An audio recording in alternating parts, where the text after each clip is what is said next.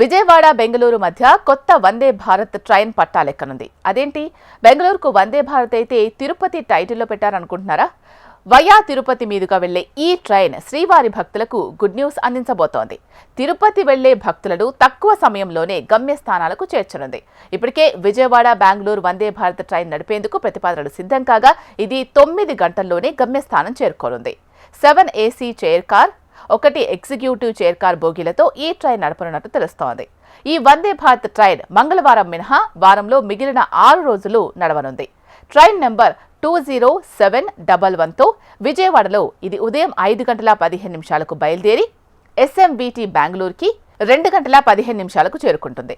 అలాగే తిరుగు ప్రయాణంలో 20712 నంబర్తో బెంగళూరులో మధ్యాహ్నం 2 గంటల 45 నిమిషాలకు స్టార్ట్ అయి విజయవాడకు 11 గంటల 45 నిమిషాలకు చేరుకుంటుంది.